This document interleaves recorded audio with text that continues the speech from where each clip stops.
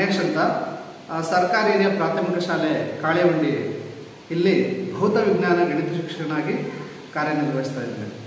ಭಾರತೀಯ ದಂಡ ಪ್ರಕಾರ ಬಾಲ್ಯ ಹೆಣ್ಣು ಮಗುವಿಗೆ 18 ವರ್ಷದೊಳಗೆ ಮತ್ತು ಗಂಡು ಮಗುವಿಗೆ 21 ವರ್ಷದೊಳಗೆ ಇವರಿಬ್ಬರಲ್ಲಿ ಯಾರು ಕೂಡ ಮೊದಲೇ ಮದುವೆ ಆದರೆ ಅಂತಹ ವಿವಾಹವನ್ನ ಬಾಲ್ಯ ವಿವಾಹ ಎಂದು ಕರೆಯುತ್ತೇವೆ.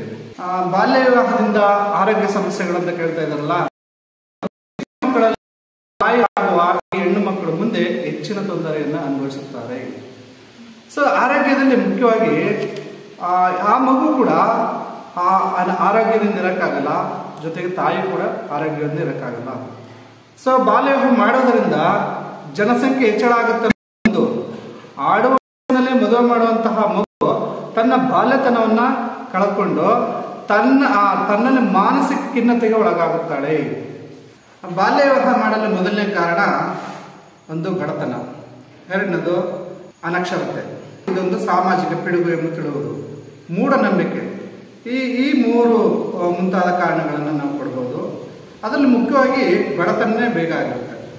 ಸೊ ಬಡತನದಿಂದ ಅನೇಕ ಪೋಷಕರು ಬೇಗ ಮದುವೆ ಮಾಡಿಕೊಳ್ಬೇಕು ಅಂತ ಒಂದು ಕಟ್ಟಳೆಯನ್ನು ಇಟ್ಕೊಂಡು, ಜೊತೆಗೆ ದೊಡ್ಡವರಾದಂತೆ ನಮ್ಮ ಮಕ್ಕಳು ಮುಂದೆ ಏನಾಗಬಹುದು ಎಂಬುದನ್ನು ಹಿಂಜರಿಕೆಯಿಂದ ಮದುವೆ ಮಾಡ್ತಾರೆ.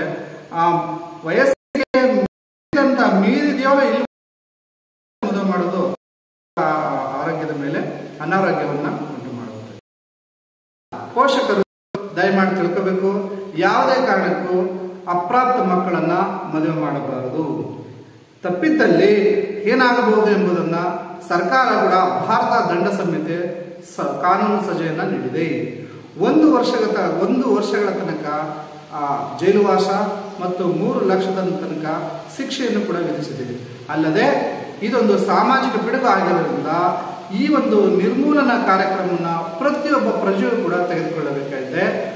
ಎಲ್ಲ ಬಾಲಕಿಯರಿಗೂ ನಾನು ತಿಳಿಯಪಡಿಸಿದ್ದೇನೆಂದರೆ, ಪ್ರತಿಯೊಬ್ಬ ಹೆಣ್ಣು ಮತ್ತು ಗಂಡು ಸಂಪೂರ್ಣವಾಗಿ ಶಿಕ್ಷಣವನ್ನು ಪಡೆಯಿರಿ. ಯಾಕೆಂದ್ರೆ ಶಿಕ್ಷಣದಿಂದ ಮಾತ್ರ ಇದನ್ನ ಹೋಗಲು ಸಾಧ್ಯ.